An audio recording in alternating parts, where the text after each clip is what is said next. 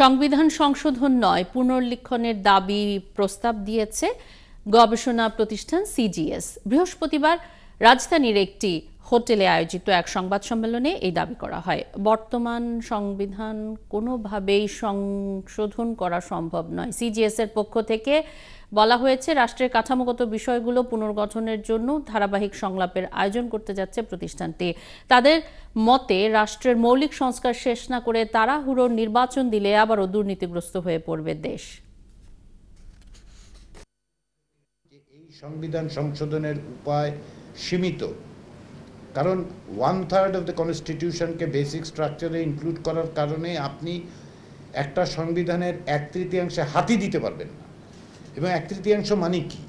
এর মধ্যে এমন সব বিষয় আছে যেগুলি আপনি না সরালে আসলে কোনো অবস্থাতেই কিছু করতে পারবেন না, কিচ্ছু করতে পারবেন না।